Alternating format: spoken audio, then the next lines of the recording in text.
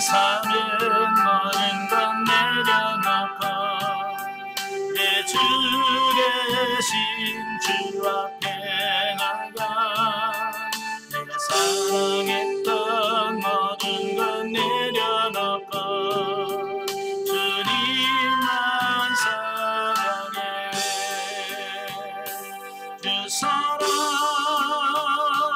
멋진 풍랑에도 깊은 바다처럼 나를 잠잠케 주 사랑 내어버리면서 그 사랑 위에 서리. 아멘. 기도하겠습니다. 은혜로우신 아버지 감사합니다. 오늘도 주인 삼 모든 것 내려놓고 우리 하나님을 주인 삼고 예수 그리스도를 주인 삼아 살기를 원합니다. 우리 자아가 완전히 주님이 원하시는 분량까지 파쇄되어야 되는데 우리가 파쇄되지 아니하고 여전히 남아 있습니다. 오늘 이번 강의를 통해서 아버지 하나님 파쇄해야 될 우리 육적 자아를 발견해가는 귀한 시간 될 수 있도록 성령님 도와주시옵소서. 시종을 주님께 맡겨오며 예수님의 이름으로 감사하며 기도합나이다. 아멘. 예, 이 시간은 자아의 파쇄와 영의 해방 교재 61페이지입니다. 예, 우리가 지난 두 주에 걸쳐서 우리가 처음에는 자아 파쇄의 필요성에 대한 부분을 말씀을 드렸어요. 예, 왜냐하면 자아가 파쇄해야 우리 안에는 영이 밖으로 흘러나올 수 있다라고 하는 부분이에요. 그래서 반드시 자아가 파쇄해야 된다라고 하는 거고요. 자, 2장에서는 자아 파쇄되기 전과 파쇄된 후에 그 모습에 대해서 말씀을 드렸고요. 자, 오늘은 61페이지에 오시면 제3장 수중에 든 일. 수중에 든 일이 뭘까? 자, 먼저 2장의 제목을 약간 설명하겠다. 가령 어떤 아버지가 자기 아들에게 어떤 일을 시켰는데도 불구하고 이것은 아버지의 분부이다. 아들이 아버지에게 내 수중에 아직 할 일이 남았으므로 수중에 든 일을 다 마치면 아버님이 분부하신 일을 하겠습니다 라고 대답했다 하자. 이것이 내가 말하는 수중에 든 일이다. 그러니까 이게 무슨 말이냐면 아버지가 뭔 심부름을 시키나 뭐뭐 해라 라고 말하는데 이미 그 아버지가 내게 말하기 전에 내가 이미 하고 있었던 일, 그죠? 공부했다면 공부하자면 공부하겠죠? 예, 나 이거 마저 하고 내가 그 다음에 하겠습니다 라고 하는, 그러니까 아버지가 말하기 전에 이미 내가 하고 있었던 일을 말합니다. 여러분도 그러잖아요. 하나님이 우리를 말씀하기 전에 우리가 하고 있던 일이 있을 거 아니에요, 그죠? 그 내 수중에 든 일을 내가 얼마나 빨리 내려놓느냐, 그 수중에 든 일을 내려놓고 순종하느냐, 이게 굉장히 중요하다라는 말씀이에요. 예. 수중의 일이란 아버지가 아들에게 분부하기 전에 아들이 이미 수중에 쥐고 있는 일을 가리킨다. 우리에게는 누구나 다 수중에 든 일이 있다. 예, 그죠? 여러분도 수중에 든 일이 없는 사람이 있어요? 다 있잖아요. 뭘 하기 전에 내가 이미 하고 있는 일이 있어요. 아무것도 안 하던 사람은 노는 거, 그 쉬는 것이 자기 수중에 든 일이에요. 예. 그리고 쉬고 있는 사람한테 뭐 시키면 좀 더 있다가 좀 더 쉬고, 왜냐면 그 쉬는 것 자체가 뭐냐면 수중에 든 일이기 때문에 그렇습니다. 참 이걸 내려놓는다는 게 쉽지 않아요. 저도 이제 군대란 목회를 하면서 많은 목사님들 만났을 때 어떻게 하다가 목사 되려고 했었어요? 라고 말하잖아요. 여러 가지 자기의 경험을 얘기하잖아요. 그 중에서 제가 아는 분은 부천에서 목회하시는 분인데 우리나라의 굴지 기업인 땡땡 기업의 부장으로 일했었대요. 근데 주님께서 자기를 목사로 부르셨다는 거예요. 이게 부장으로서 잘 나갔는데 어느 날 갑자기 기도하다가 주님의 소명을 깨닫고 그 직장 때리치고 나 신학교 간다 그래. 집이 난리랑 사모님부터 시작해서 전부 다 가족들이 막 드러나서 어떻게 그럴 수 있냐고. 예. 제가 아는 분은 또 저기 안산에서 목회하시는 목사님이신데 그분은 고등학교 교사. 고등학교 교사에서 이제 좀 안정된 생활을 하나 했더니 어느 날 갑자기 사표 내고 와서 나 목사 된다고 그러니까 사모님부터 시작해서 가족들이 다 뒤집어지고 자 이런 거예요. 그러니까 무슨 일을 하기 전에 이미 자기가 하고 있었던 수중에 든 일이 있다라고 하는 거죠. 이걸 내려놓지 못하면 우리가 영성을 통해서 주님을 닮아가는 그 일을 하는데 어려움이 많더라라고 하는 겁니다. 하나님의 길을 갈 때 자주 우리를 저지하는 것이 뭐냐? 바로 이 수중에 든 일이다. 우리가 영성훈련 하면서도 자주 멈칫멈칫하고 잘 못 가는 이유가 바로 내 이 수중에 든 거, 바로 이것을 내려놓지 못하기 때문에 그것 때문에 갈등하고 고민하고 있다라고 하는 겁니다. 그래서 우리가 수중의 일을 할 때 하나님께서 우리에게 하라고 하시는 일은 제한을 받게 된다. 그러니까 하나님의 일을 하려고 하는데 내 수중에 내가 이미 하고 있었던 일, 바로 그 부분들을 포기하기가 어렵다, 쉽지 않다라고 하는 거죠. 그래서 수중에 일이 없는 사람은 정말 찾기가 어렵다라고 하는 겁니다. 그러니까 수중에 일 없는 사람은 아무도 없다라는 거예요. 아까도 제가 그랬죠. 노는 사람한테 너는 뭐 노니까 아니 그 노는 거 그거 놓기 어려워요. 그렇잖아요. 편하게 쉬고 노는 거 그거 포기하고 일하려고 생각해봐요. 한번 노는 사람은요 그 노는 거 포기 못합니다. 그래서 노는 거 그것 때문에 일 직장 안 구하는 사람들 많아요. 그래 노숙인들 보세요. 서울에 그 노숙인들 많잖아요. 한번 자유롭게 살아보니까 그 자유롭게 살아본 그것 때문에 어디 가서 이런 단체에 들어가려면 못 들어가요. 거기 가면 밥줄이 옷줄이 다 줘도 뭐냐면 간섭받기 싫다는 거예요. 다른 거 없어. 그냥 간섭받기 싫다는 거예요. 자기 마음대로 하고 그게 수중에 든 일이거든요.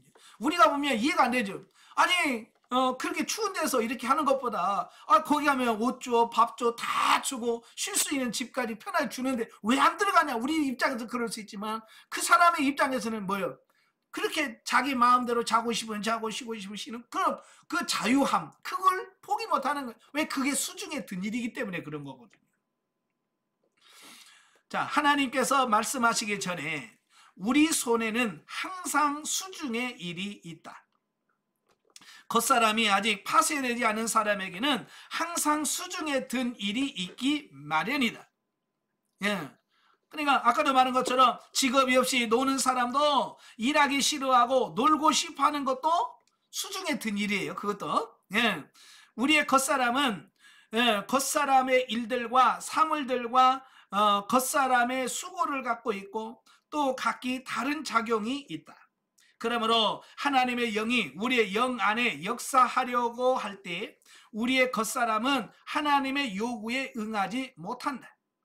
바로 이 수중에 든 일이 우리를 참되게 영적으로 유용한 사람이 되지 못하게 만든다.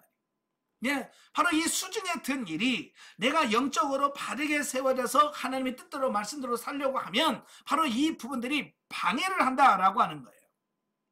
그래서 로마서 8장에 보면 사도 바울이 뭐라고 말하냐면 이 육신의 생각은 하나님과 원수가 된다라고까지 말했어요.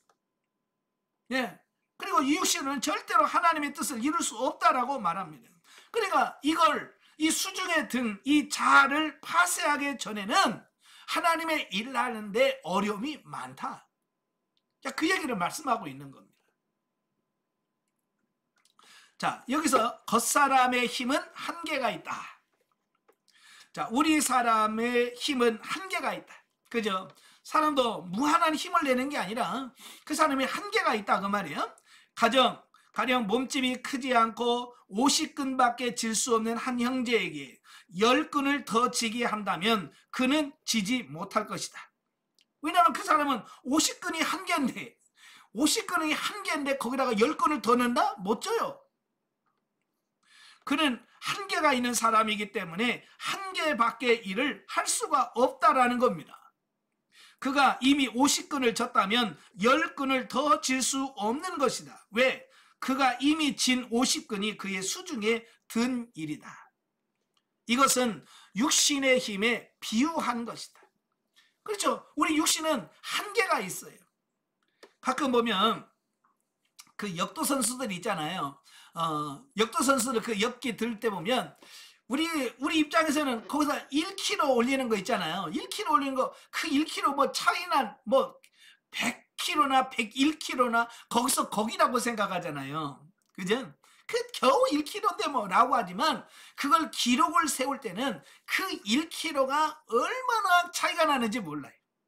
왜냐면 그 사람은 100kg가 한계니까 그 100kg에서 1g만 넘어도 그게 어려운 거예요. 예. 그 한계를 넘는다는 게 쉽지 않거든요. 자, 우리 육신의 힘은 한계가 있고 겉사람의 힘도 한계가 있다라고 하는 겁니다. 그래서 많은 사람은 육신의 힘이 한정되어 있다는 것을 깨닫지만 그들의 겉사람의 힘도 한정되어 있다는 것을 보지 못했기 때문에 겉사람의 힘을 낭비해버린다라고 하는 거예요. 자, 예를 들어서 가령 어떤 사람은 그의 부모를 사랑하는데 그의 힘을 다 쏟는다. 그래서 그는 형제들을 사랑할 힘이나 다른 사람을 사랑할 힘이 더 이상 없게 된다. 그의 힘은 그 정도뿐이고 또 다 써버렸기 때문에 다른 데 쓸 힘이 없다라는 겁니다. 그러니까 이 사람도 어떤 누구를 사랑하는 힘도 한없이 계속 나오는 게 아니라, 예를 들어서 이런 거예요. 내가 사랑할 수 있는 힘이 100이라고 칩시다. 100. 자, 100이라고 쳤을 때 내가 부모를 사랑해요. 부모님을 사랑하는데 내가 부모님을 90을 사랑해. 부모님 100 중에서 90을 부모님을 사랑을 해. 그러면 10 남아. 그리고 그 10 가지고 다른 사람을 사랑하는데 이게 딸리죠. 그러니까 쉽게 얘기를 해서 여러분 이제 우리 여성분들이 많은데 이 아내들의 입장에서 효자 아들이 그러니까 자기 남편이 효자예요. 좋아요? 싫어요? 이게 참 좋은 건데 싫잖아요. 자기 남편이 진짜 효자야. 자기 부모한테는 깜빡해. 근데 보통 부인들은 싫어하거든요. 왜냐하면 바로 그런 현상이에요. 그 남편이 사랑할 수 있는 힘이 100인데 그 100에서 부모를 50을 사랑한다고 칩시다. 50을 사랑하면 그 50 남은 거 가지고 애들 사랑하지, 그리고 자기도 그만큼 사랑하지. 그러니까 그 사랑이 나한테는 어때요? 고픈 거지. 부족한 거죠. 그죠? 그러니까 효자 아들 둔 아내들은 늘 불만이 많은 거예요. 왜냐? 그 효자 아들은 부모를 사랑하는 힘을 거기다 에너지를 다 쓰기 때문에 아내를 사랑하고 이 부분에다가 투자할 힘이 없는 거예요. 이게 우리 육신의 힘의 한계라고 하는 것을 말씀해주고 있습니다. 왜냐하면 우리가 이걸 다 같이 할 수 없기 때문에 그래요. 다 똑같이 할 수 없기 때문에. 우리 목회자들이 늘 갈등하고 고민하는 게 그런 거예요. 성도를 사랑하고 교회 일에 올인을 하고 교회에다 다 그 힘을 다 쏟으면 집에 가서 자녀들을 사랑하고 가족을 이걸 해야 되는데 이게 딸리는 거예요. 힘이 딸려. 그래서 이 목회자가 이 성도들 교회를 사랑하는 목사들은 이 사모나 그 자녀들이 늘 불만이 생기는 거예요. 왜? 원하는 것만큼 못 해주니까. 이건 목사가 사랑이 없어서가 아니라 그 한계를 한계치에서 그걸 다 만족시킬 수 없기 때문에 그런 거예요. 그래서 이거 참 이걸 조화롭게 맞춘다라고 하는 게 쉽지 않아요. 그래서 자기 가족을 사랑하면 성도들의 입장에서는 좀 서운하죠. 목사님은 자기 가족만 중요하게 하고 성도는 사랑하지 않는다고 그러고 그렇다고 해서 목사가 성도들만 사랑하면 집에서 식구들은 성도들만 사랑하고 식구들은 사랑하지 않는다고 그러고, 참 목사의 입장이 중간에서 참 애매한 부분이 있다 그 말이에요. 네. 자, 이렇게 육신의 힘도 한계가 있다라고 하는 거예요. 자, 두 번째로는 이와 마찬가지로 사람의 생각도 한계가 있다는 거예요. 그냥 힘에만 한계가 있는 게 아니라 이 생각도 한계가 있다는 거예요. 어느 누구도 무한량한 생각을 가질 수 없다. 만일 사람이 어떤 일에 주의를 많이 기울이고 그 일에 생각을 많이 두었다면 그에게는 다른 일을 생각할 여력이 없게 된다는 겁니다. 그러니까 이 생각도 무한한 게 아니라 아까 말한 그 힘이 100이라면 이 생각도 100이란 말이에요. 100. 근데 뭔 생각이라 이거 몰두해서 100을 다 쓰면 다른 건 전혀 생각을 못하는 거죠. 예. 그래서 뭐 옛날에 선비가 금있는데 너무 집중하다 보니까 밖에 비가 오는지, 예? 밖에 널어진 쌀이 뭐 다 떠내려가는지 뭐 이런 거 전혀 모른다고 그러잖아요. 왜? 그 생각이 100인데 그걸 다 어디라 일순간에 다 쏟으면 다른 데 신경이 안 써지는 거죠. 자, 로마서 8장은 생명의 성령의 법이 죄와 사망의 법에서 우리를 해방했다라고 말합니다. 그러나 왜? 어떤 사람에게는 이 생명의 성령의 법이 효력을 발휘하지 못하는가? 예, 분명히 해방했다고 하는데 왜 해방감을 느끼지 못하고 사는가? 그 얘기거든요. 성경은 영을 쫓아 행하는 우리에게 율법의 요구를 이루어 준다고 말한다. 바꾸어 말해서 생명의 성령의 법은 오직 영에게 속한 사람에게만 효력을 발휘합니다. 예. 영에 속한 사람만 생명의 성령의 법이 너희를 해방했다라고. 그래, 육에 속한 사람들은 이걸 못 느낀다는 거예요. 그러면 누가 영에 속한 사람인가? 예. 그럼 누가 영에 속한 사람인가? 라고 하는, 바로 영적인 것을 생각하는 사람만이 영에 속한 사람이다 라고 하는 거예요. 누가 영에 속한 사람이냐? 네, 늘 영적인 것을 생각하는 사람이 영에 속한 사람이다. 그 얘기예요. 영적인 것을 생각하는 사람은 그럼 어떤 사람인가? 육의 일을 생각하지 않는 사람이다. 육의 일을 생각하지 않는 사람만이 영의 일을 생각할 수 있다. 자, 생각하다는 말은 유념하다 또는 주의하다라는 말로 번역을 할 수 있는데요. 가령 어느 어머니가 외출할 때 아기를 친구에게 위탁하면서 나를 위하여 아기를 주의해 주려무나 라고 말했다 칩시다. 자, 여기서 아기를 주의한다라고 하는 것은 무슨 말인가? 아기를 계속 주시한다는 말이에요. 그죠? 아기 보라는 말은 무슨 말이에요? 아기를 늘 이렇게 관심을 갖고 계속 집중해서 그 아이를 바라보라, 이제 그 얘기거든요. 사람은 오직 한 가지를 유념할 수 있을 뿐 두 가지를 유념할 수 없다. 누가 당신에게 아기를 맡길 때 당신은 아기를 주의하면서 산에 있는 소와 양을 동시에 관심을 둘 수 없다. 또 아기에 관심을 할 때 다른 일을 또 관심할 수는 없는 것이다. 예, 이 생각의 한계이기 때문에 두 가지를 동시에 할 수 없습니다.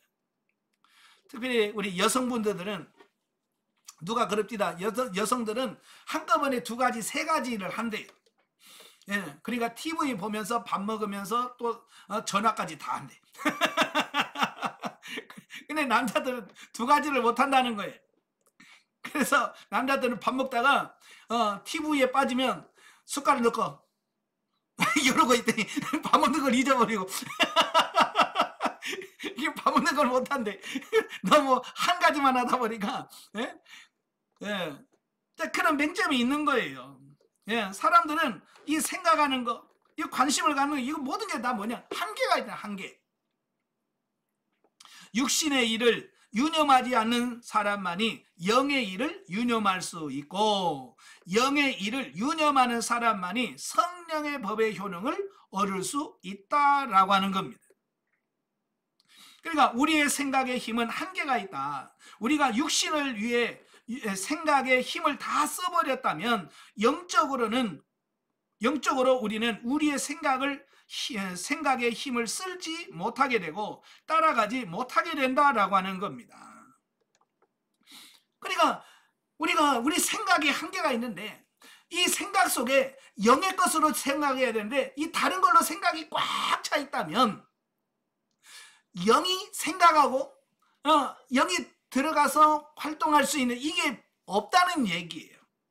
그러니까 여러분 하루 종일 제가 여러분에게 질문 던지면 오늘 하루 주님 앞에 몇 번 물으셨습니까? 예.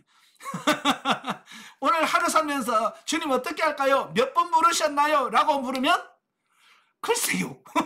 한 번도 안 물었네요. 라고 말한단 말이에요. 그 뭐냐? 다른 생각들로 내 머리에 꽉 차 있어서 정말 하나님께 묻고 살아야지 라고 하는 그 생각 자체가 활동을 못한 거예요, 내 안에. 그러니까 그럼 그 말은 무슨 말이냐? 오늘 하루 종일 육신의 생각으로 꽉 차서 육신의 생활만 했다라고 하는 그런 의미를 말씀하고 있는 거예요. 예. 그러니까 뭐에다가 힘을 다 써버리면 그 다음에 할 힘이 없다라고 하는 거예요. 여러분, 남편이나 아내나 요즘 직장 생활 하시는 분들이 그러잖아요. 직장 생활하면서 모든 에너지 다 쏟습니다. 그죠? 집에 들어오면 어떻게 해요? 누구 말로 파김치 된다고 그러잖아요. 힘이 탁 풀어지잖아요. 근데 힘을 다 써가지고 힘이 없어. 근데 집에 들어왔어. 근데 집에 들어와서 또 일 시켜. 그러면 어떻게 해? 할렐루야! 그러면서 일하시는 분 손 들어봐. 짜증냅니다. 그죠? 네? 나 지금 열심히 일하고 나 힘 다 해서 나 지금 쉬러 왔는데 아니 집에 와서 또 시킨다고? 일 시켜? 이제 이런 짜증낸단 말이야. 왜? 우리 힘이라고 하는 게 무한정 나오는 게 아니고 딱 정해진 100이면 100, 80이면 80이라고 정해진 힘이 있고 그 힘을 다 쏟으면 그 다음에 할 힘이 없다는 얘기예요. 예. 그러니까 우리가 육신의 생각에다가 이걸 다 써버리면 영적인 부분, 더 이상 영의 일에 생각할 수 있는 그 틈이 없다라고 하는 사실이에요. 아시겠죠? 예, 그래서 바울은 우리에게 영의 일을 생각해야 한다. 영의 일을 생각하는 자는, 영을 생각하는 자는 영을 따른다. 라고 말하는 이유가 바로 거기 있어요. 그러니까 생각 속에서 항상 영의 생각을 집어넣고 영의 생각을 비중을 늘려가는 이 부분이 필요하다라고 하는 말씀인 거예요. 자, 우리는 우리의 겉사람의 힘이 유한한 두 어깨와 같이 한계가 있다는 것을 분명히 보아야 합니다. 그러므로 당신의 수중에 든 일이 있을 때 당신은 하나님의 일을 할 수가 없게 되고 수중에 일이 있는 만큼 하나님을 섬기는 힘도 그만큼 감소된다. 따라서 수중의 일은 진실로 하나의 장애요 아주 큰 저의 요소다라고 하는 말씀이에요. 예. 그러니까 내가 할 수 있는 힘, 내가 쓸 수 있는 힘이 100이라고 한다면 내가 내 손에 50을 쥐고 있어요. 내가 손에 50을 쥐고 있으면 다 100을 맞추려면 뭐예요? 하나님의 일을 50 질 수밖에 없잖아요. 100을 넘을 수가 없으니까. 그러니까 내 손에 든 것만큼 결국 하나님의 일을 수중들 수 없다는 얘기를 하고 있는 거예요. 만약에 내 수중에 70을 들고 있어. 그러면 내가 하나님의 일을 30 할 수 있는 거죠. 그러니까 이 내 수중에 든 것을 줄여서 없애는 것만큼 내가 하나님의 일을 많이 할 수 있다. 그 얘기를 하고 있습니다. 예. 그러니까 오늘날도 보면 교회 와서 예배 시간마다 와서 조는 사람들, 예. 왜 그럴까요?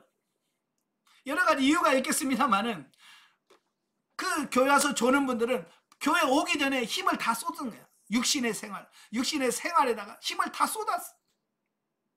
그러니까 힘이 남아있질 않은 거예요. 남아있지 않기 때문에 그 예배 시간에도 계속 조는 거예요. 왜? 그 힘을, 예배 드릴 힘까지 다 써버렸으니까. 그러니까 여러분 이제 지혜롭게 하셔야 돼요. 네? 하나님께 예배하고 기도할 힘 남겨놔야 돼요. 아시겠죠? 네, 그거 남겨놔야 그 힘이 하나님을 위하여 쓸 수 있게 되는 어떤 이런 부분을 보게 되죠. 자, 가령 어떤 사람의 감정의 수중에 일이 있다 하자. 예, 그는 여러 가지 불란한 사모함과 바람이 있어 이것도 원하고 저것도 원하며 이것과 저것에 대하여 다 느낌이 있을 정도로 수중의 일이 많은 상태에서 하나님의 요구가 임한다면 그는 더 이상 사용할 수 있는 감정을 느낄 수도 없다. 자, 육신의 힘의 한계가 있죠. 그 다음에 생각도 한계가 있죠. 그 다음에 감정에도 한계가 있다. 감정. 자, 그래서 우리가 다 느낄 수가 없다는 거예요. 왜냐하면 그가 그의 감정을 다 써버렸기 때문이다.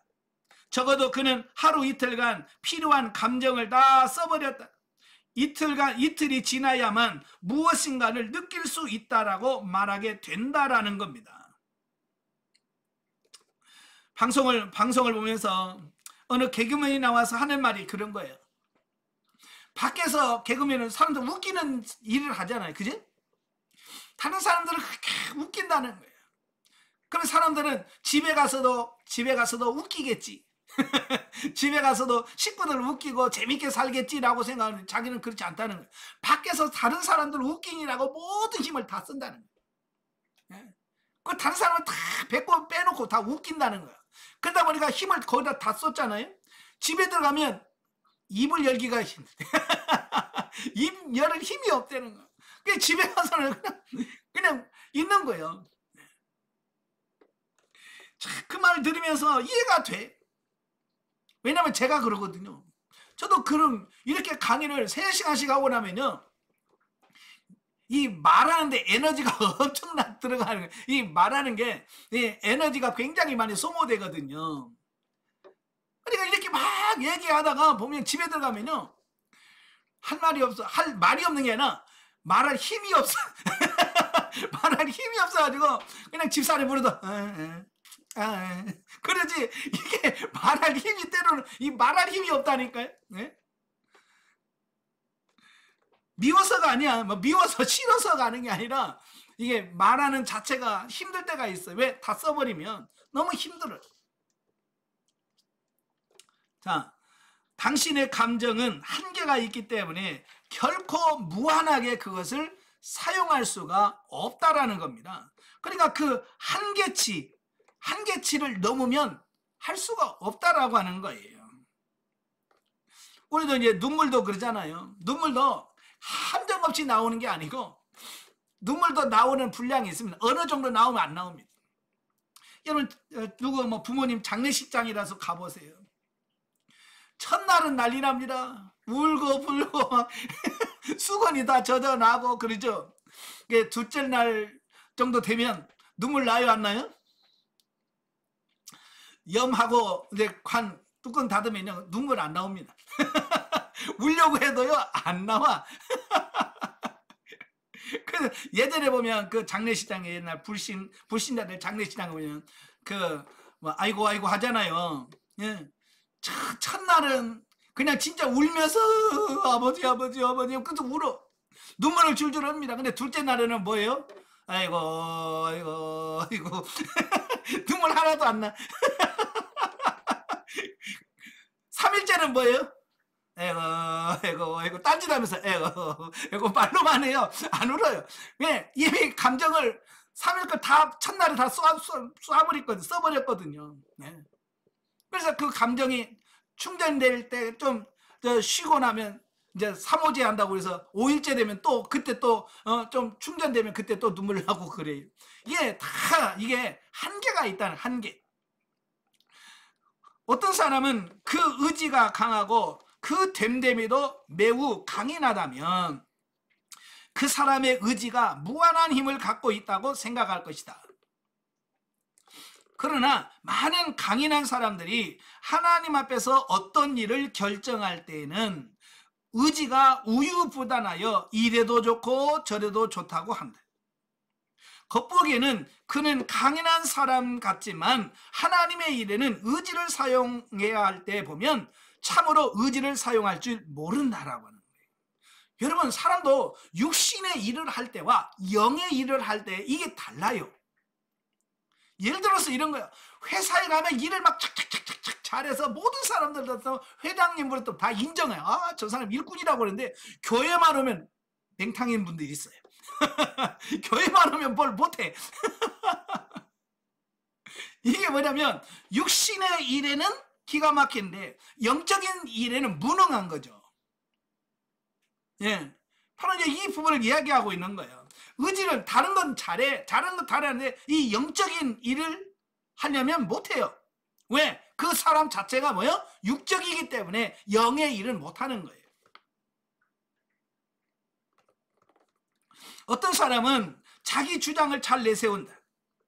그는 어떤 일에서든지 자기의 주장을 갖고 이랬다 또 저랬다. 그러나 정말 영적인 일에서 하나님의 뜻이 무엇인지를 판단할 때는 그는 우유부단하고 속수무책이며 어떻게 결정해야 할지를 모른다. 예, 그러니까 세상에서는 똑똑한데 교회 안에서는 이게 못하는 거예요. 왜? 그 사람은 육신적이에요. 그래서 영적인 부분에는 아예 못하는 거죠. 원인은 뭐냐? 원인은 어디에 있는가? 원인은 그 사람의 겉사람이 수중에 든 일로 가득 차 있기 때문이다. 이 사람의 손과 눈에는 너무 많은 것들이 있어서 이것에 의하여 그의 온 존재가 소모되고 그의 겉사람의 온 힘이 다 사용되고 소모되었다라는 겁니다. 참 예전에 저희 교회에 젊은 집사가 있었어요. 이 젊은 집사가 있는데 이 젊은 집사는 회사에서는 정말 인정받는 일꾼이에요. 그래서 매일 야근하고 막 유능하니까 회사에서 막 그렇게 불러서 일을 시켜요. 문제는 교회에서인지 주일날 교회 딱 오잖아요. 딱 오면 그냥 자요. 그냥 계속 고개 푹 숙이고 처음부터 끝까지 자. 한참 젊은 데인데 30대인데 자, 왜 그래요? 예, 회사에다가 모든 힘, 모든 에너지 다 쏟아. 그러니까 교회에서는 이 힘을 발휘할 수 있는 이런 여건이 하나도 없는 겁니다. 자, 우리의 겉사람의 힘은 한계가 있기 때문에 우리에게 수중의 일이 있을 때 우리의 겉사람은 제한을 받게 된다. 예, 한계가 있기 때문에 수중에 든 일이 많으면 그만큼 다 할 수 없는 어떤 그런 한계에 부딪히게 된다라고 하는 사실이에요. 그래서 여러분도 교회에서 주무신다, 예배 시간에 주무신다, 기르신 분들은 여러분의 하루의 삶을 한번 잘 되돌아보세요. 내가 어디다가 힘을 쓰고 어디다 에너지를 다 발성을 하고 정말 내가 하나님 앞에 그 예배 시간에 드릴 그 에너지를 내가 왜 어디다가 다 낭비하고 내가 그 에너지를 남겨놓지 못한 결과라는 사실이죠. 예, 그래서 이 부분을 잘 점검해 보시기를 바랍니다. 그래서 쓸데없는 에너지를 하는데 그걸 막으셔야 돼요. 그걸 절제하고 수중에 든 걸 내려놔야 돼요. 그래서 에너지를 예배 드리고 찬양하고 하나님께 기도하는 이 시간에다가 에너지를 투자할 수 있어야 돼요. 아시겠죠? 예, 67페이지입니다. 예, 67페이지 보시면 영은 파쇄된 겉사람을 사용한다 그랬어요. 영은 파쇄된 겉사람을 사용한다. 자, 겉사람이 제한을 받을 때 우리의 영도 제한을 받는다. 왜냐하면 영은 겉사람을 넘어서서 우리 몸에 역사할 수 없기 때문이다. 자, 여기서 우리가 잘 기억할 것은 뭐냐면 하나님께서 정해놓으신 룰, 원리 또는 원칙이라고 하는 게 있어요. 그러니까 하나님께서 이 세상을 창조하시고 이 세상을 통치하실 때에 이 창조 시에 하나님이 세워놓은 자연 법칙, 자연 법칙에 따라서 하나님은 이 세계를 통치하시고 다스려 가셔요.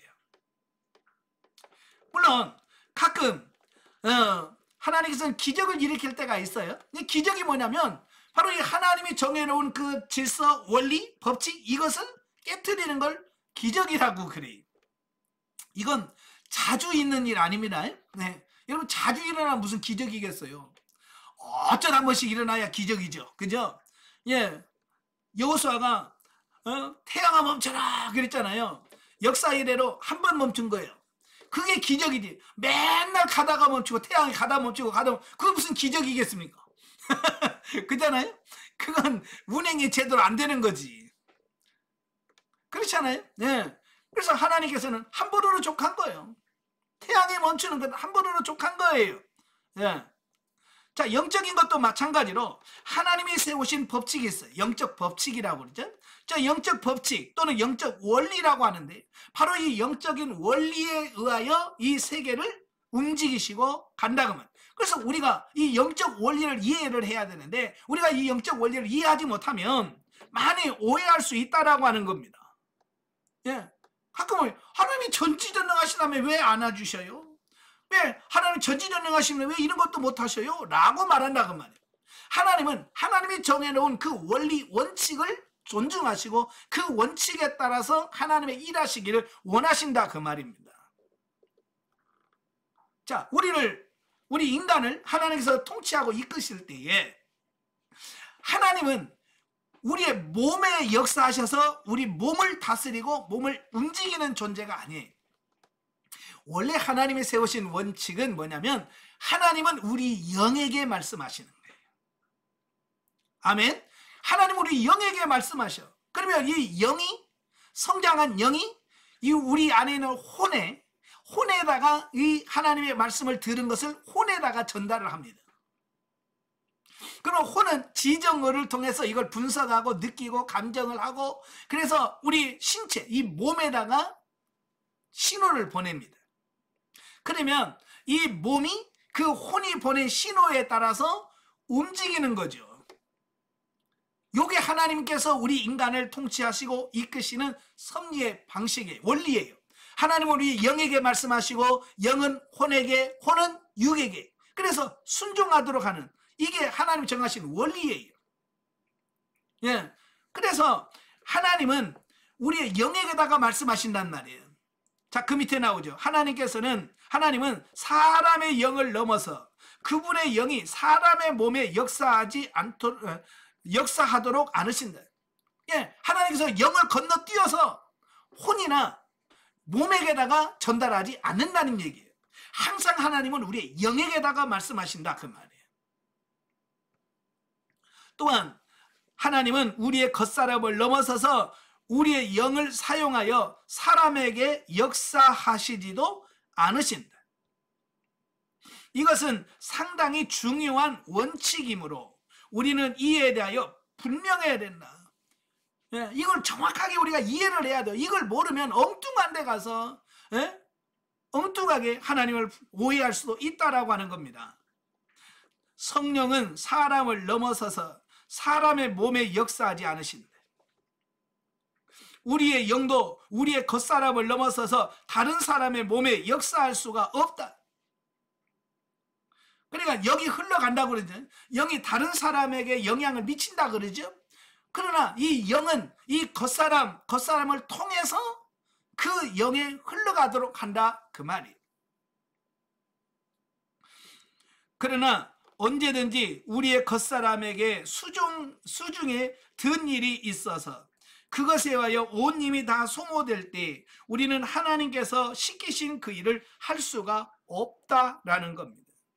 그러니까 하나님께서 우리 영에게 전달을 해도 우리 육신에게 수종에 든 일 바쁘단 말이에요. 할 일이 많아. 그러면 이 하나님의 말씀에 순종하기가 어렵다는 얘기를 하고 있는 거예요. 예. 그래서 사람의 영이 길을 얻지 못할 때 성령도 길을 얻지 못한다. 그러니까 영이 길을 내야 되는데 영이 길을 못 내면 이 성령도 역사하지 않는단 말이에요. 그래서 속사람은 대항하고 속사람을 저지하며 속사람으로 나오지 못하게 하는 것은 우리의 겉사람이다. 예, 이 겉사람이 파쇄가 안 되면 영이 나가고 싶어서 아무리 뭘 해도 이 영이 흘러나올 수가 없다는 얘기예요. 그렇기 때문에 우리가 이 겉사람이 파쇄될 필요성을 거듭 강하게 말하고 있다라고 하는 사실입니다. 그냥 1장에서 말했죠. 이 겉사람이 파쇄가 왜냐? 이 영이 흘러나오려면 바로 이 겉사람이 파쇄가 되어야 영이 흘러나올 수 있기 때문에 그렇다라는 사실이에요. 마치 계란 노른자가 나오려면 어떻게 해야 돼요? 껍질이 깨져야 노른자가 나오지. 그냥 노른자를 책상에 올려놓고 노른자야 나와라 나와라 나와. 근다고 노른자가 알았어 하고 쑥 나옵니까? 예? 그런 계란이 봤어요 못 봤어요? 못 봤지. 안 나와. 예, 어떻게 해야 돼요? 툭 쳐서 깨야지. 툭 쳐서 금이 쫙 가고 깨져야 쑥 하면 노른자가 쑥 빠져나오죠. 예? 깨져야 돼요. 안 깨지면 안 돼. 겉사람에게 수중의 일이 있을 때 겉사람은 출구를 얻을 길이 없고 하나님의 역사도 제한을 받게 된다. 수중의 일은 하나님의 역사를 이루시기 전에 이미 추진되어 온 일이다. 바꾸어 말해서 수중의 일은 근본적으로 하나님의 일이 아닌 것이다. 예. 많은 사람들이 하나님이 부르기 전에 이미 할 일이 많아. 하고 있는 일이 많아요. 우리가 보면 열왕기 상에 보면 하나님께서 엘리사를 선택해서 엘리야의 후계자로 세우죠. 엘리야가 가니까 엘리사는 뭐 하고 있어요? 밭 갈고 있잖아요. 12마리 소, 12결이 소 가지고 밭을 갈고 있어요. 열심히. 지금 그러니까 엘리야는 엘리사를 불러서 하나님 자기의 후계자로 세우려고 하는데 엘리사는 뭐요? 밭을 가는 열심히 한단 말이에요. 근데 중요한 건 뭐냐? 엘리야가 그냥 겉옷을 탁 던지니까 엘리사가 그 옷을 딱 봤더니 뭐예요? 바로 그 소를 잡고, 예? 그 도구를 패서 다른 사람을 다 해서 다른 사람 줘버리고 바로 따라가는 거예요. 바로 이 수중에 든 일을 이 엘리사는 어때? 열심히 했지만 그걸 다 포기하고 따라가자는 요런 결단이 필요한 거예요. 근데 우리는 그런 결단을 못한다고 말입니다. 예.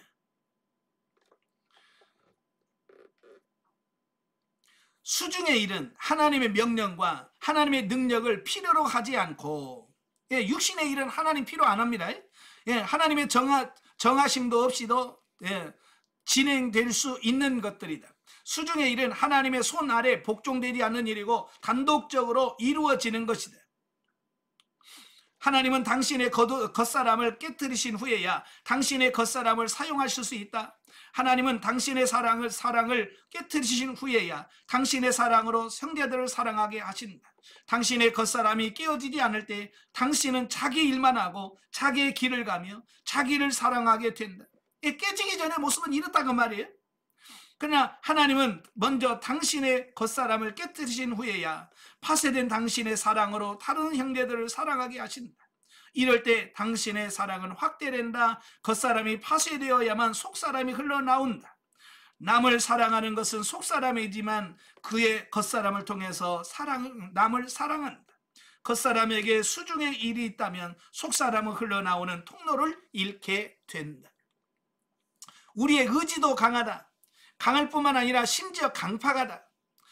속사람이 의지를 필요로 할 때 협력을 얻지 못하는 이유는 겉사람의 의지가 단독적으로 행동하고 이미 수중의 일이 있기 때문이다.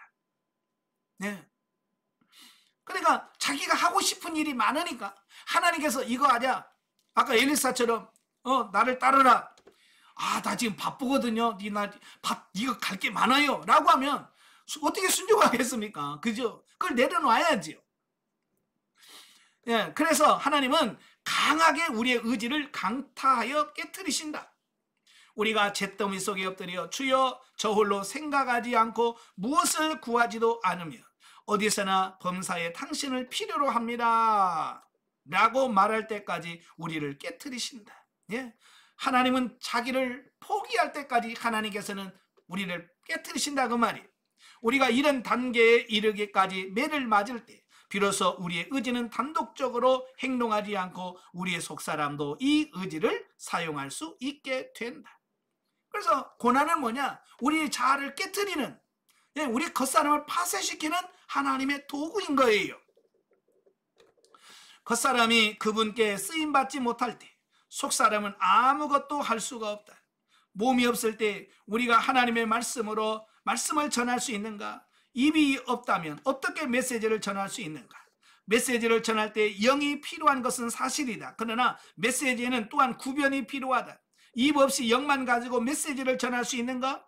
오순절날 성령의 역사가 있었지만 또한 구변이 주어졌다. 구변이 없다면 결코 하나님의 말씀을 철저히 강론할 수가 없다. 사람이 할 말이 없을 때 하나님의 말씀도 없는 것이다. 예. 예, 영만 가지고는 여러분 강의할 수 없잖아요. 영만 가지고 설교할 수 있습니까? 육이 말을 해주고, 그렇잖아요? 육이 전달을 해줘야 이게 되지. 만약에 여러분 제가 영으로 강의하겠습니다, 이러고 있다면 여러분 어떻게 할 거예요? 내 속에 영이 강의를 해요. 그럼 여러분 어떻게 할 거예요? 그만 나갈 거예요. 뭐한대요 지금? 못 알아먹으니까. 그러나 제가 이렇게 우리 말로 전달을 하니까 여러분이 어때요? 예, 들으면서 고개를 끄덕끄덕하고, 예? 아멘도 하고 그러는 거 아니겠습니까? 바로 이런 몸이 움직여줘야, 그죠? 몸이 움직여줘야 이게 전달이 되어지는 거예요. 그러니까 이 몸이 없으면 하나님의 말씀도 없는 거예요. 그래서 사람의 말이 곧 하나님의 말씀은 아니지만 하나님의 말씀은 사람의 말을 통해서 전파가 된다라는 거죠. 그래서 사람에게 말이 없을 때 하나님의 말씀도 없다. 사람의 말이 있어야만 하나님의 말씀도 있다라고 하는 거예요.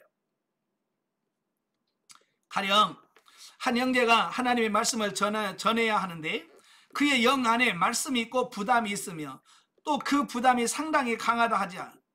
만일 그에게 합당한 생각이 없다면 그는 결코 그 부담을 해방하지 못하고 그의 부담마저도 잃을 것이다. 우리는 부담을 경시하는 것이 아니라 영 안에 부담을 가득 찼을 때 그것을 전달할 생각이 없다면 부담이 무익하고 부담이 제한을 받는다는 말이다. 우리는 결코 영 안의 부담만으로 사람을 구원할 수는 없다.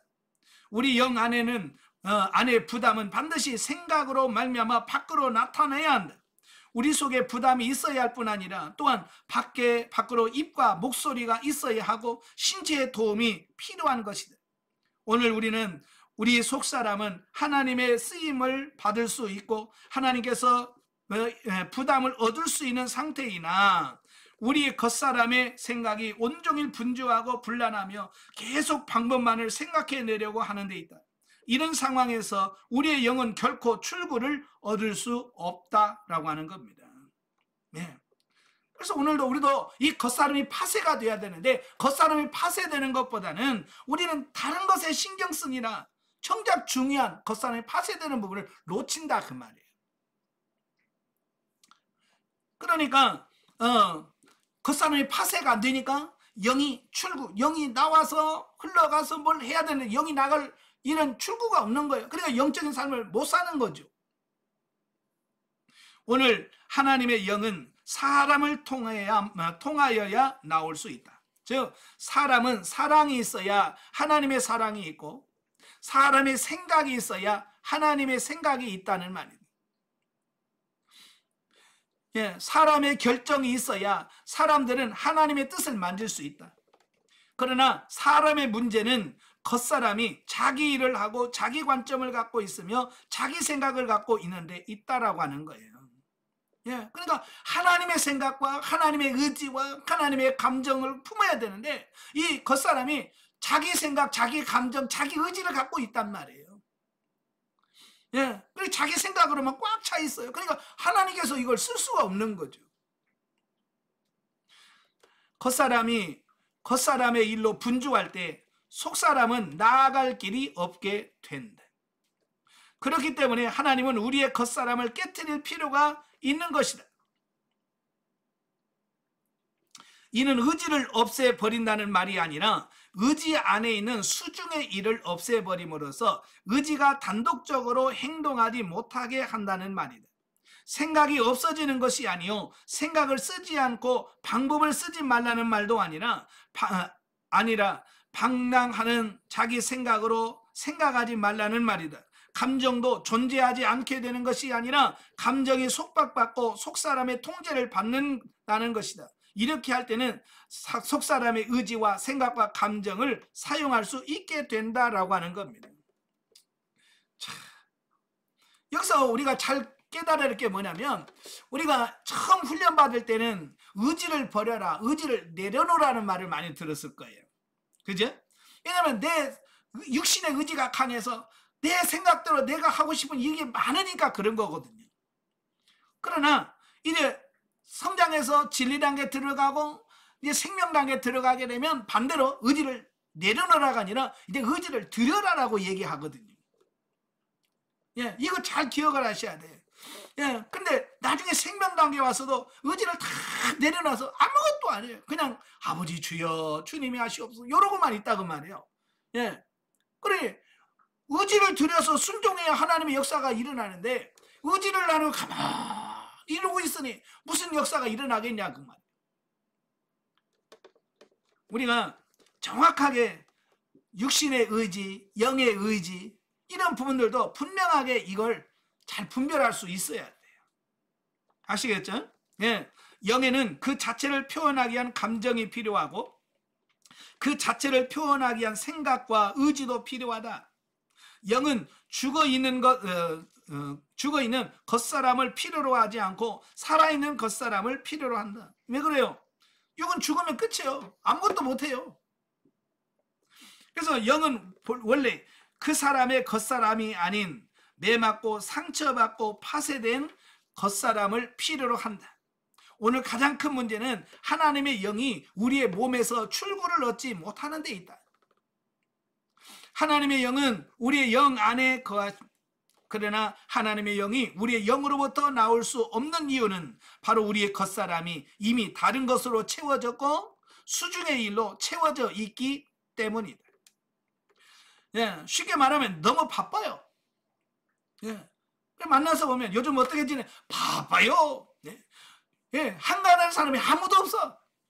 다들 바쁘다는. 왜? 수중에 든 게 많기 때문에 이것저것 하다 보면 그 바쁘다는 그 감정 때문에 이 영적인 사역 하나님을 생각해야 되고 물어야 되고 이것을 전혀 하지 못하는 이 부분에 대해 그러니까 바쁘다는 그 감정에 속아 그러니까 여러분들도 이 바쁘다는 감정을 십자가에서 어떻게 처리해야 된다고 제가 늘 말씀을 드렸어요.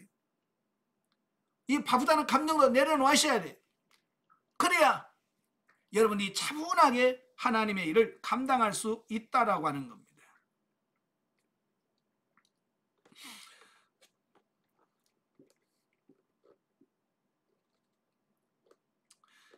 자, 하나님은 우리의 겉사람을 소멸하지 않으신다. 그 반면에 하나님은 우리의 겉사람이 본래 그대로 완벽하고 파쇄되지 않은 상태로 있는 것도 허락하지 않으신다. 하나님은 우리의 겉사람을 통과하기를 원하신다. 하나님은 우리의 영이 우리의 겉사람을 통하여 남을 사랑하기를 바라시고 겉사람을 통하여 생각하며 결정하기를 원하신다. 하나님의 역사는 파쇄된 우리의 겉사람을 통해서만 이루어진다. 예, 겉사람이 파쇄가 되어야 하나님께서는 우리를 들어서 쓰실 수 있고 우리를 통해서 하나님이 일하실 수 있는 거죠. 그래서 우리가 하나님을 섬기려면 반드시 하나님 앞에서 이 기본적인 다룸을 받아야 된다. 우리의 겉사람이 파쇄되지 않는다면 주님은 우리에게서 출구를 얻지 못하신다. 주님은 우리의 겉사람을 통해서만 다른 사람에게 도달하신다. 겉사람이 파쇄되지 않을 때 속사람과 겉사람은 대립관계에 있게 된다. 속사람과 겉사람은 각각 완전한 사람으로 남아있다. 겉사람은 완전하고 독립된 겉사람의 상태로 있다. 그 결과 겉사람은 자유롭고 그 안에서 수중의 일이 가득하지만 속사람은 감금되어 버린다. 그렇죠? 육신은 뭐 자기 일에 바빠. 그러나 이 영은 나올 수 있는 틈이 없잖아요. 그러니까 이 안에 갇혀서 얼마나 답답하겠습니까? 그러나 겉사람이 실제로 파쇄된 후 겉사람은 더 이상 단독적으로 행동할 수 없게 된다. 겉사람이 소멸되지 않았지만 겉사람은 더 이상 속사람과 대립된 관계에 있지 않고 속사람의 통제를 받게 된다. 그래서 겉사람과 속사람이 옛날에는 대립관계였다면 이제 겉사람이 파쇄되면 이제는 협력관계가 되는 거예요. 예. 이렇게 될 때 우리 몸에는 오직 한 인격만 남게 된다. 겉사람은 속사람이 사용하기 위한 통로가 되어진다. 겉사람이 파쇄된 사람은 안팎이 일치되며 겉사람이 속사람의 통제를 받게 되죠. 그래서 구원받지 않은 사람도 일치됨이 있지만 그 순서를 뒤바꿔서 속사람이 겉사람의 통제를 받는다. 예. 구원받지 않는 사람에게도 영이 존재하지만 그의 겉사람은 속사람을 넘어뜨릴 정도로 힘이 강하다. 그의 속사람에는 약간의 양심적 항의만 남아있다. 구원받지 않은 사람의 속사람은 겉사람에 의하여 완전히 넘어뜨림을 당하고 겉사람에게 복종한다. 예, 그러니 거듭나지 않은 사람은 영적인 삶을 살 수가 없고 육신 중심의 삶만 살 수가 있는 거죠. 예. 자, 사람이 구원받은 후에는 방향이 바꾸어서 이제 겉사람이 완전히 파쇄되고 속사람의 말을 들어야 된다. 구원받지 않은 사람은 겉사람이 속사람을 다스리도록 하는 것 같이 이제 우리는 방향을 바꿔서 속사람이 겉사람을 완전히 다스리도록 해야 된다. 자, 예를 들어서 자전거를 타는 것을 비유한다면 두 가지 상황이 있다. 하나는 바퀴가 길 위를 굴러가는 것이고 다른 경우는 길이 바퀴를 굴러가게 하는 것이다. 자, 평지를 다닐 때는 페달을 발로 밟으면 바퀴가 돌기 때문에 그것은 바퀴가 길 위를 걸어가는 것이다. 그죠? 평지를 갈 때는 페달을 밟아야 이 바퀴가 굴러서 도로를 가잖아요. 자, 그런데 내리막길은 어때요? 내리막길은 페달을 밟지 않아도 바퀴가 저절로 돈단 말이에요. 그죠? 내려갈 때 페달 밟아요? 안 밟잖아요. 그래도 내려가잖아요. 예, 이것은 길이 바퀴를 굴러가게 하는 것이다. 속사람이 강건하고 겉사람이 파쇄되었을 때는 우리가 바퀴를 길 위로 굴러가게 하는 것으로 굴러갈 것인지 굴러가지 말 것인가 라고 하는 권한은 우리에게 있다. 예, 평지 갈 때는 내가 빨리 가고 싶으면 빨리 구르고 천천히 가고 싶으면 천천히 서고 싶으면 안 하면 쓴단 말이에요. 왜? 내가 조정할 수 있으니까. 그래서 우리가 빨리 가려면 빨리 갈 수 있고 느리게 가려면 느리게 갈 수 있다. 그러나 만일 겉사람이 강하고 파쇄되지 않았다면 이것은 마치 내리막길에서 자전거를 타는 것 같이 길이 우리를 굴러가게 한다는 겁니다. 예, 이 겉사람이 파쇄되는 사람은 그냥 길이 우리로 굴러가게 만든다 그 말입니다. 이건 뭐요? 조정할 수 없고 일방적으로 갈 수밖에 없다는 말이에요. 그 길이 우리를 굴러가게 하면 우리는 자전거를 멈출 수가 없다. 이것이 겉사람이 속사람을 통제하는 것이다. 마치 브레이크 없이 내려가는 것과 같은 거예요. 하나님 앞에서 사람이 유용한가 여부는 그의 영이 겉사람 안에서 나올 수 있는가를 보면 된다. 그러니까 하나님이 쓰는 사람은 누구예요? 겉사람이 파쇄돼서 이 속사람이 흘러나오는 사람을 하나님께서 쓰실 수 있다고 말이에요. 자, 우리의 속사람이 나오지 못할 때가 바로 겉사람이 역사하는 때이다. 그때가 바로 겉사람이 단독적으로 행동하는 때이며 밖의 길이 바퀴를 굴리고 있는 때이다. 만일 주님의 은혜로 우리 밖의 내리막길이 완전히 평탄하게 된다면 곧 겉사람이 파쇄되고 겉사람이 주장을 내세우지 않고 어느 결정도 내리지 않는다면 속사람은 능히 밖으로 나올 수 있다. 이때 속사람은 겉사람의 저지를 받지 않고 자유로이 나올 수 있게 된다.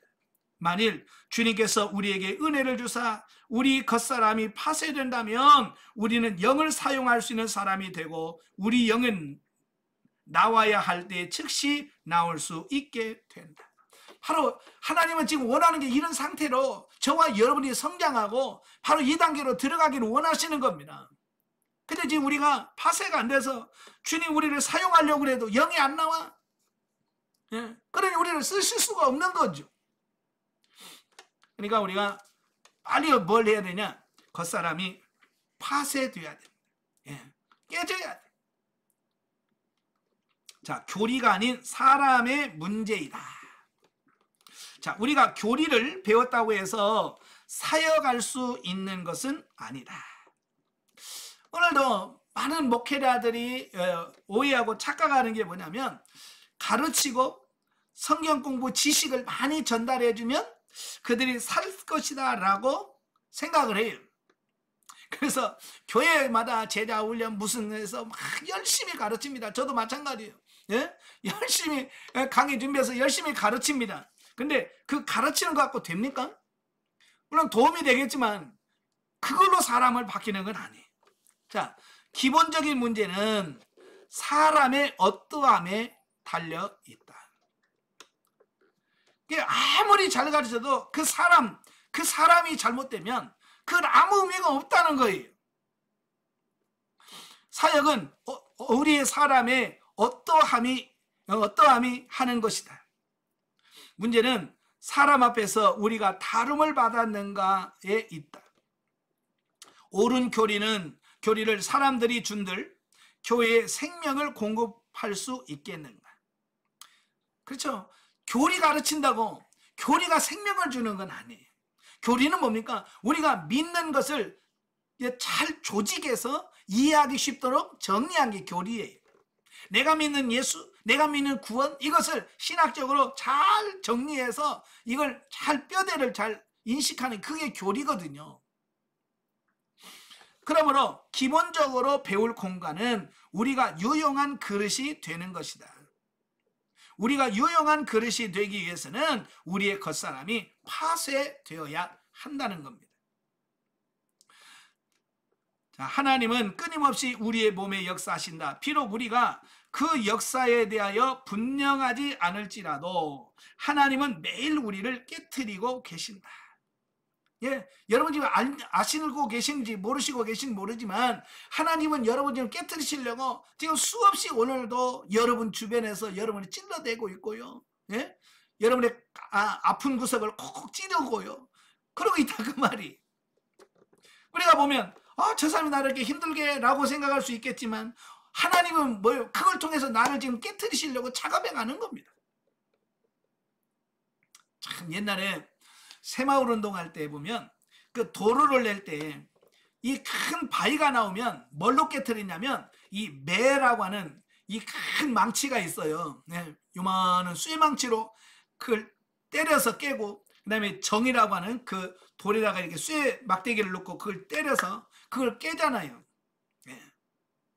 참, 그 조금씩 바위를 깨트려 가잖아요. 그죠? 근데 지금은 그렇게 바위 깨트리는 사람이 있어요? 없잖아요. 그냥 포커레인 갖다가 따다다다다다다다 따다다다다닥 치니까 어때요? 옛날에 하루 종일 해도 뭐 표시도 안 나지. 뭐 바위 깨는데 그게 쉬워요? 하루 종일 깨도 이게 표시도 안 나. 근데 지금은 어때? 그냥 포커레인 갖고 따다다다다닥 하니까 어때? 그냥 싹 깨서 금방 길 내버리잖아요. 오늘 성령께서 포커레인 역사하듯이 여러분은 지금 역사하고 계셔요. 예. 그러니까 이 사람이 와서 다다다다닥 깨지시.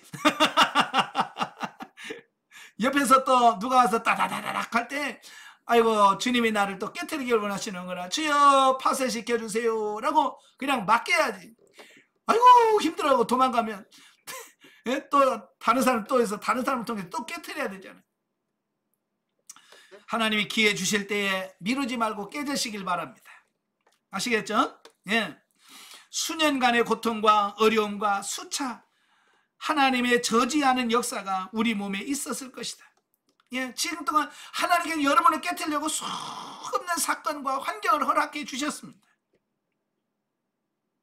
당신이 이렇게 하려 할 때 하나님께서 가로막으셨다. 저렇게 하려고 할 때 가로막으셨을 것이다. 예, 여러분 여러분 마음대로 안 될 때가 한두 번이 아니죠. 그죠? 바로 그때가 뭐냐? 그 모든 환경이 하나님께서 여러분을 깨트리시려고 작업하시는 과정이었다는 겁니다. 이 모든 환경이 만일 당신이 아직 아버지께서 당신에게 무슨 일을 하려고 하는지를 모른다면 하나님께서 이렇게 기도하라. 하나님이여 내 눈을 열어사 당신의 손을 보게 하소서. 예, 오늘도 하나님께서 여러분 안에 역사하지만 우리는 그 하나님 역사를 볼 수 있는 눈이 없으니까 눈이 열려지셔야 돼.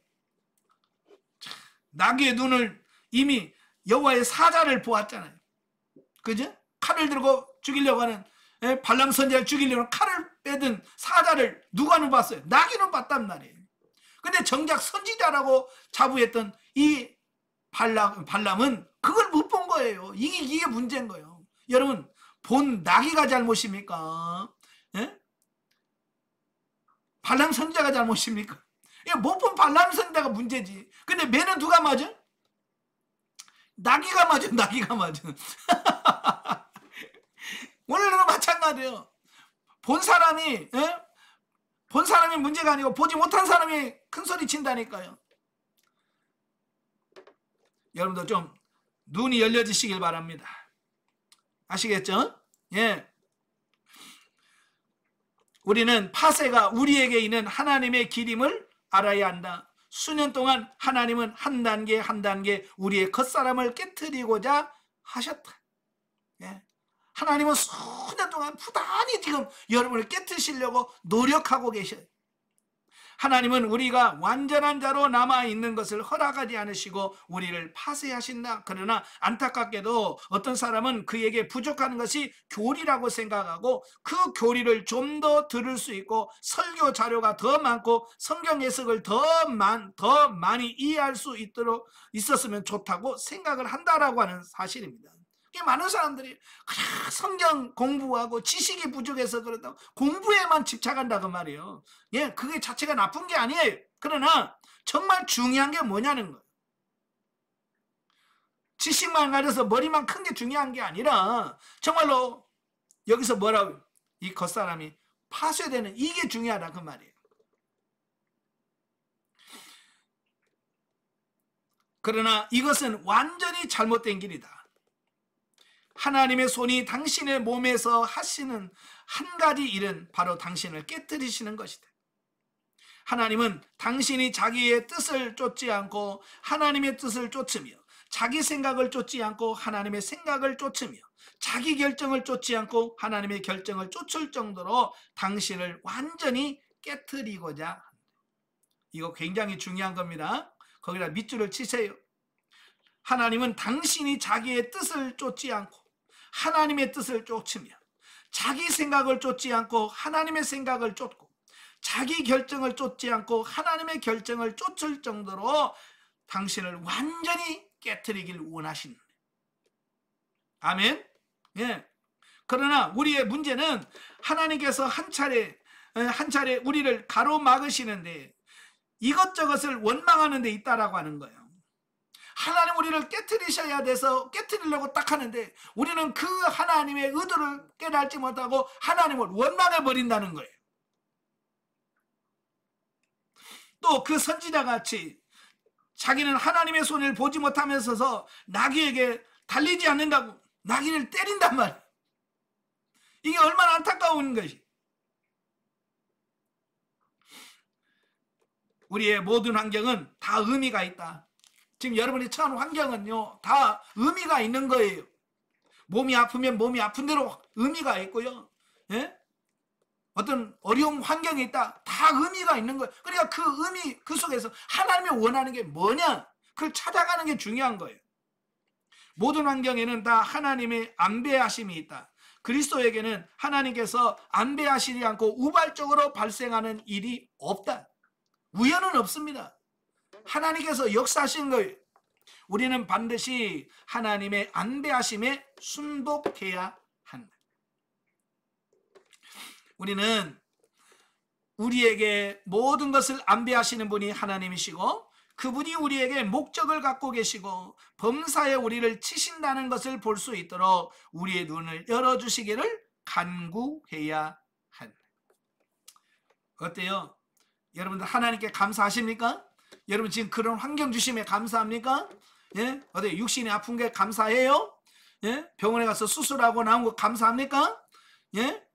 이게 다 감사가 돼야 돼. 근데 우리는 입술을 감사한다 하고 말은 하는데 여기서 감사가 안 나오죠?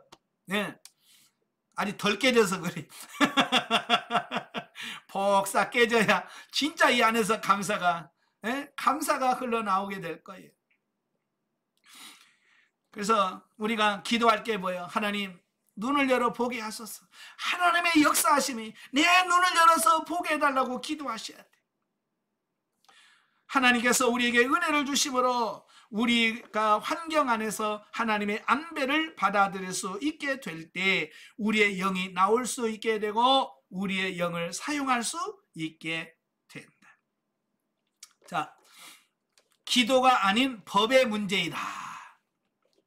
자, 하나님께서 우리를 다루시고 겉사람을 파쇄하시며 영을 나오게 함으로써 우리가 영을 사용할 수 있도록 하는 것은 우리의 기도에 의해서가 아니라 하나님의 법에 의한 것이다.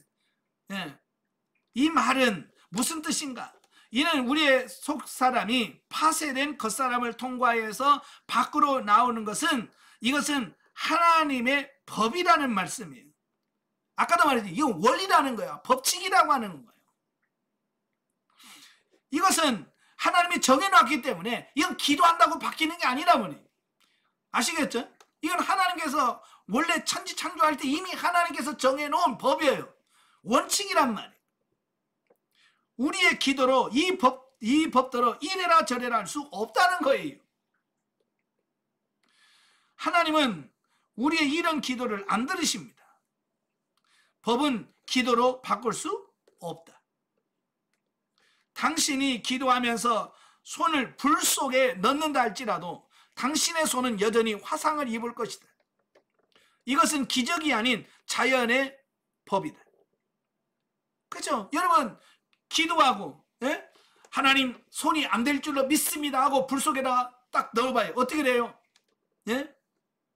분명히 나는 믿고 기도했는데 손이 화상 입습니다. 돼요. 왜? 이건 하나님께서 처음에 창조하실 때 그 뜨거운 불에다가 손을 넣으면 화상 입게 돼 있습니다. 이게 하나님이 정해놓은 법이에요. 그죠? 그래서 당신의 기도는 결코 그 법을 변개할 수가 없다. 그러므로 우리는 하나님의 법에 순종하는 사람이 되기를 배워야 한다. 기도만 하면 된다고 생각하지 말라.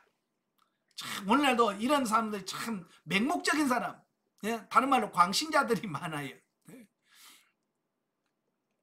무슨 독을 마실지라도 해를 받지 않냐고 그런다고 해서 막 믿습니다고 몸에 안 좋은 거 먹으면 안 좋아요.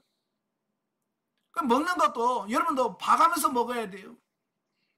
물론 하나님께서 역사하시면 다니엘의 세 친구처럼 그 팔팔 끓는 그 푸른 불 속에 들어가도 하나님께서 머리카락 하나 타지 않고 살아나오게 하실 수 있습니다. 그건 기적이에요.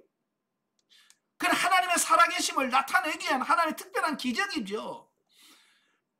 여러분 그냥 들어가 봐요. 어떻게 내가 여러분도 머리카락 하나도 안 꼬슬리겠습니까?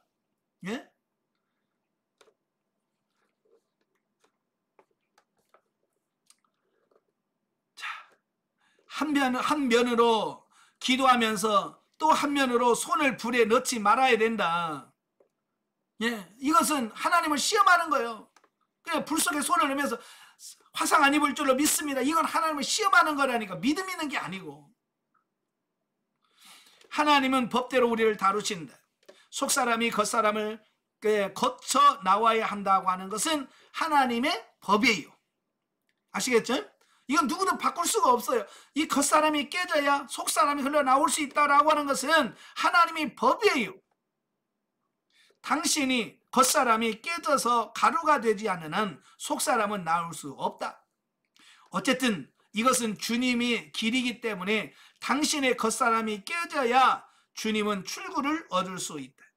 우리는 결코 이 법을 거스르면서 이런저런 축복을 달라고 기도하지 말아야 된다. 이런 기도는 아무 소용이 없다. 당신의 기도는 하나님의 법을 고칠 수가 없다. 영적 사역의 길은 하나님을 우리에게서 나오시게 하는 것이다. 오직 이 길만이 하나님의 합당한 길이다. 복음은 파쇄되지 않은 사람에게서 출구를 얻지 못하고 하나님도 그런 사람에게서 출구를 얻지 못하신다. 그 사람 자신도 갈 길이 없다. 우리 자신은 정말 주님 앞에서 엎드려져야 한다. 하나님의 법에 순종하는 것이 많이 기도하는 것보다 훨씬 낫다. 이게 순종하지 않으면서 기도만 해가지고는 아무 소용없다는 거예요. 무지하게 하나님의 축복을 구하고 이런저런 일을 이루어달라고 간구하는 것은 한순간 하나님의 길을 아는 것보다 훨씬 못하다. 이런 기도는 다 무익하다. 더 좋은 것은 이런 기도를 멈추고 하나님께 하나님 당신 앞에 내 자신을 굴복시킵니다 라고 말하는 것이다. 뭐 이것 주세요 저것 주세요 하고 그런 게 아니라 그냥 하나님 앞에서 하나님 나를 주님 앞에 내렸습니다. 하나님 뜻에 내 뜻을 내려놓기를 원합니다. 굴복하기를 원합니다. 이렇게 기도하는 것이 훨씬 더 낫다는 말이에요. 많은 경우 우리는 축복을 사모하지만 하나님의 긍휼을 보지 못한다. 우리는 그분의 빛 비춤을 구하고 그분의 수하에 굴복하기를 배워야 하며 이 법에 순종해야 한다. 바로 이 순종이 곧 뭐냐? 축복이다. 아멘. 예. 그런데 순종 역시 겉사람이 파쇄되지 않으면 불가능하다니. 이게 중요한 거예요. 순종하려고 해도 이 겉사람이 수중에 든 일, 예? 나 안 해, 나 못해 라고 이 겉사람이 버티면 안 된다라고 하는 거예요. 그래서 순종 역시도 뭐요? 이 겉사람이 파쇄되어야만 순종도 가능하다라고 하는 거예요. 그래서 우리가 기도하면서 하나님 내 겉사람이 파쇄되게 하길 원합니다. 이 겉사람이 깨지기를 원합니다라고 기도하셔야 된다 그 말입니다. 아멘. 예. 자, 오늘 수중에 든 일에 대한 부분을 같이 한번 살펴봤습니다. 혹시 여러분 지금 뭐 때문에 바쁘신가요? 지금 뭐의 생각에 다 빠져 있어서 하나님의 일에 영의 일에 집중할 수 없을 만큼 여러분에게 바쁜 뭐가 있습니까? 그거 내려놓으십시오. 예. 그것을 붙들면 붙들수록 여러분들이 영적인 사역, 이 겉사람이 파쇄되는 부분들은 점점 시간이 길어질 거예요. 마치 이스라엘 백성들이 광야를 40년 돌듯이 여러분의 그 시간이 계속해서 파쇄되는 기간이 길어지는 그런 일이 있을 겁니다. 그래서 뒤로 미루지 마시고요. 적극적으로 순종하시고 기도하실 때 하나님 내 수중에 든 일을 내려놓기를 원합니다. 내 겉사람을 파쇄시켜 주옵소서. 그리고 여러분이 하나님께서 여러분을 겉사람 파쇄시키기 위해서 환경적으로 고난을 줄 때에 그걸 원망하거나 불평하지 말고 그걸 감사함으로 받아들일 수 있는 여러분 되시길 바랍니다. 한 주 동안도 말씀을 통해서 승리하시기를 주님으로 축원합니다. 네, 기도하겠습니다. 은혜로우신 아버지, 하나님의 법은 우리의 겉사람을 파쇄시키는 것이라고 말씀합니다. 우리가 정말 하나님의 말씀에 순종해서 이 겉사람이 파쇄되어져서 우리의 영이 아니 하나님이 우리를 사용할 수 있는 존재로 바뀌어질 수 있도록 은총을 베풀어 주옵소서. 우리가 날마다 기도할 때 우리 자신을 내려놓게 하시고 철저하게 파쇄되어서 하나님이 기뻐하시는 그런 삶을 사는 우리가 되어지게 하옵소서. 예수님의 이름으로 감사하며 기도합나이다. 아멘. 하나님께 영광 돌립니다.